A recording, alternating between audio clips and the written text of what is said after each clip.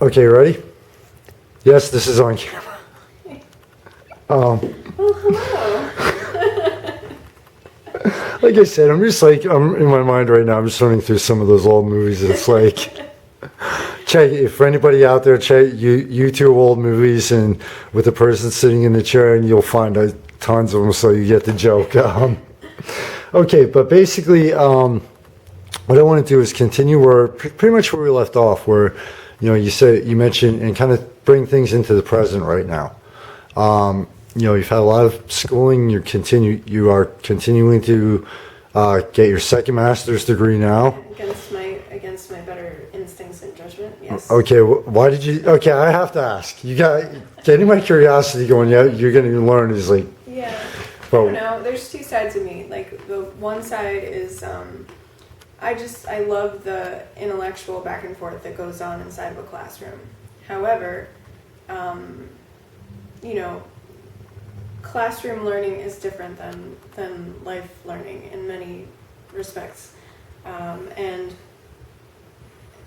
a lot of times that real life learning trumps what you learn in the classroom. And I'm also not super plugged into that whole matrix of I don't know, a lot of grading. Here's the set of rules that you have to follow, basically. Yeah. It's all that stuff is so subjective. It's not objective, and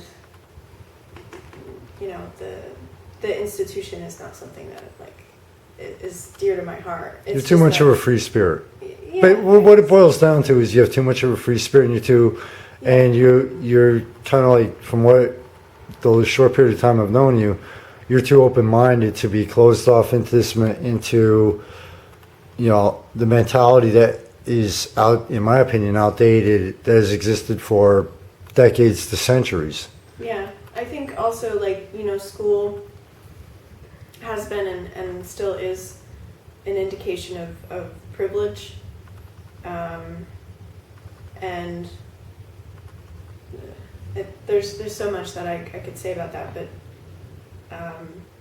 it's really just a discipline. And I think the reason I liked school is because I liked disciplining myself and I liked the structure of it, but I'm kind of getting to a point where it's I don't care what your feedback is on what this essay, I don't care. I don't care if you don't like my ideas. This is me, I'm not malleable as I'm not as malleable as you want me to be. This is what I think. I'm not, to put it in basic, and kind of a better, best example I could think of, I'm not a piece of clay that you can mold me into a copy of someone else, or into a copy of what society and even our world at times says that we should be. I'm not a piece of clay. I'm a person. I'm a human being, and this is, I can think for myself. I can come up with my own ideas, and I will question and challenge you. Essentially, is what you're saying. Yeah, I think so. I definitely think so. And as a teacher, I had a lot of trouble doing that to students, because when you're a teacher, you're more of a gatekeeper than anything else, because people aren't really coming to school anymore to do what they used to do, which would be a whole different conversation, but people are coming to school. I think most people get, with cutbacks and everything in school districts, I think most people have an idea what you're talking about. So yeah, I mean, people go to school now mostly exclusively vocational. It's vocationally based. Mm-hmm. They want more money, they want a better job, and as a result, it's not so much about critical thinking. It's about do these set of requirements and you can move on to the next level. And it's a very superficial way to evaluate human beings. It's kind of I was born in '71, so when I was growing up, it was about getting you into college, but even in the 80s to a point, it was about preparing you for life once you walked out that door, no matter how many years of school you went to. So now it's more about, okay, let's just get them through onto the next. To a point, am I correct or am I wrong in that statement? It's also about social conditioning. It's about making people good employees. Mm-hmm. It's not about fostering people to come up with ideas to become entrepreneurs. A friend of mine was telling me a couple weeks back, he did some research into entrepreneurship over the years, and even as close as, like, I don't know, 50, 60 years ago, there were so many more opportunities. There were more entrepreneurs, just generally. Most Right. people had their own business, whether they were trained as an apprentice, which, if you look at it now, we have all these requirements to fulfill to finish school, whereas, you know, maybe 100 years back, you could leave school, you could opt out of school, and you could apprentice with someone and learn a trade or take over your family's business. And now that's close to obsolete. So when everyone complains about, okay, there's these top 1%, that's why, because we're all conditioned to become employees. Mm-hmm. Now, it's almost, now with the arts, okay, and I know this as being a self-published author and now with my magazine, it's not, being an independent artist, being an independent musician, it's not exactly an full-blown entrepreneur, but you're still trying to make it on your own. But isn't that statement in direct contradiction to what could be said about today's society, where, especially online in our virtual world, where it's easier granted, it will take a while and you will have to run yourself through the ground and the times into hell to do it, but is that in direct contradiction to we're in the age of the indies, especially with the technology, the virtual and the online, where all that top 1% in those corporations are losing their grip to people who say, you know what, I have my own idea, let's run with it. Yeah, I think that's so great that people can take their power back in that way. Like, I wanted to start a magazine. I can just do it. Mm-hmm. I want to start a business. I can promote it for free. I can, I can run my own website for like, $60 a year. Or nothing like I do. Or nothing, if Yeah. I want to do like WordPress, whatever, I can do that. Mm-hmm. And so that's where, corporations have become so big and nameless that we're almost getting our control back because we're just numbers, Right. But if we can get together as people and build communities, or just really strong people that take their power back like that. But there is a danger to that though, because those communities of, like, let's just say artists, musicians, authors, small business owners. Isn't there also a danger that eventually that they could just turn into another corporate mentality eventually though? I apologize. I'm a journalist. I have to play devil's advocate. Okay. It's one of the fun parts of my job. I like the way you're making me think. So to pose that another way, they may not become specifically like corporations, but they may mimic them in the way that they can become elitist like them, in the way that they can marginalize people who are trying to, be free, that kind of thing. But I don't know if, like, artists or arts communities in particular. Okay, well, I see where you're going with this. So, you understand what I'm saying? Where it's like, every corporation started as someone's idea. Almost everyone started as someone's idea in a small business at one point. Especially, like, you have your oil corporations that date back, at least 100 years. And I'm sure that when they started out, they weren't thinking, hey, you know what? This is what we're going to be like 100 years from now. It was someone's idea who wanted to do it on their own and build and work themselves to the bone to build it up.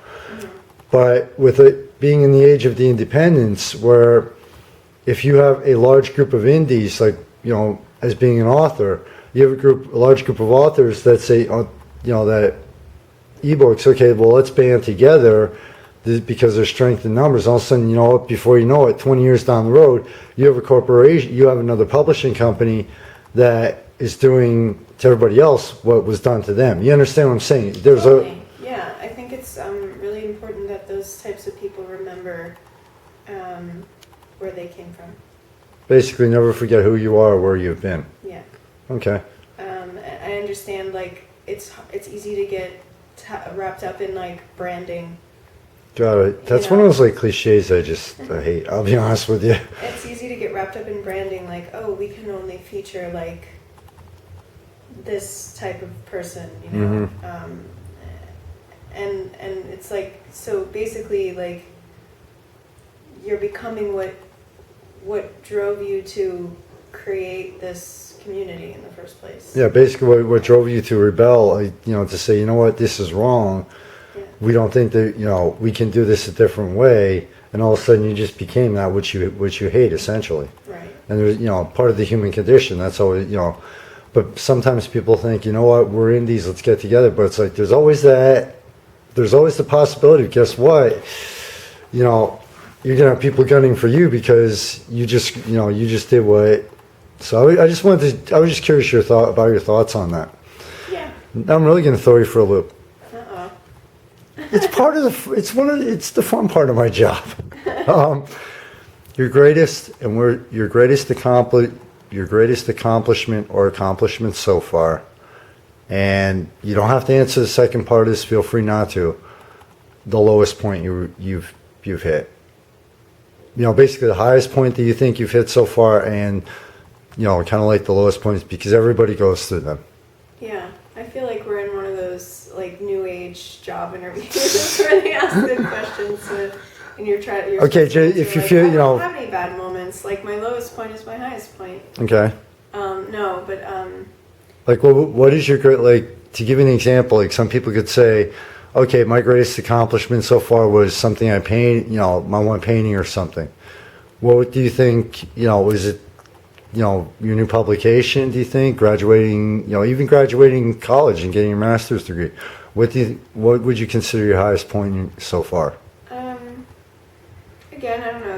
I think that's somewhat subjective. Like, okay. You always go through highs and lows, and sometimes you look back on a high and you're like, was that really the direction that I should have taken there? And then it becomes a low, and you're like, where did I, how did I go from there thinking that was the right thing to this, and so,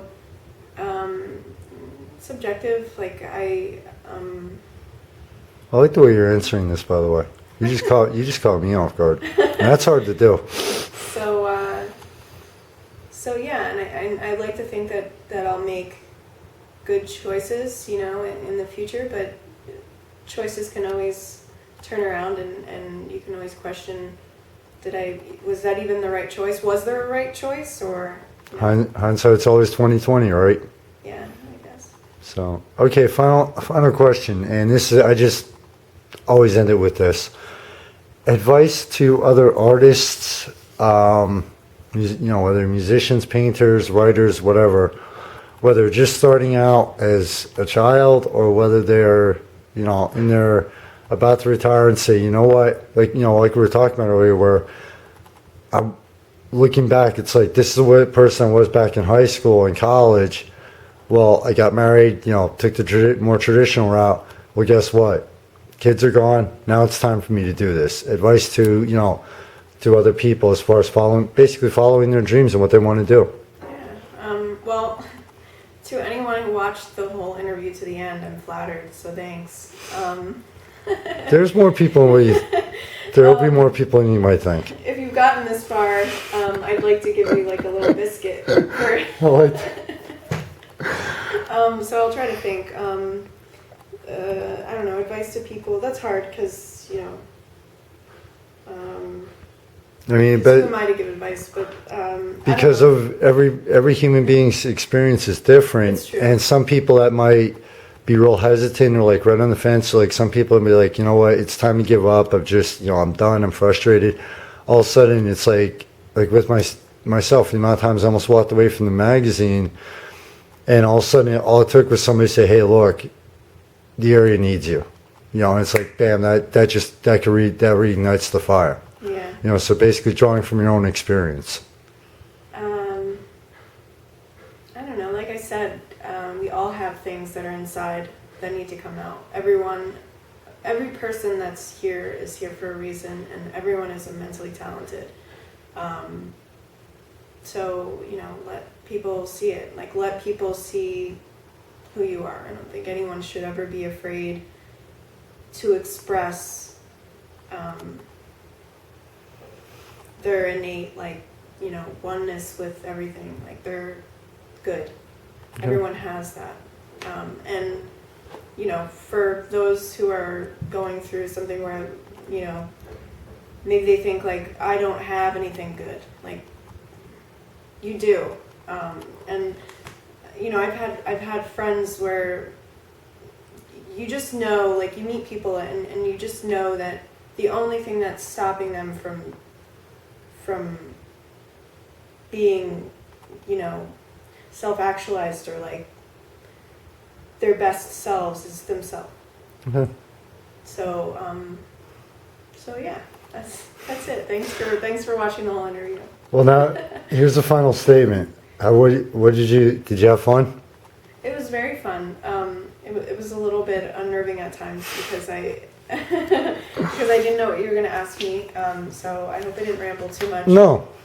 But yeah, it was really fun. Okay. I recommend it to other people. Thank you very much for your time. As everybody can tell, you and everybody can tell by my laughing, and you saw some of the looks on my face. That it's like, you know, you actually had me thinking at points. You were a lot of fun. It was a great time interviewing you. Thank you so much.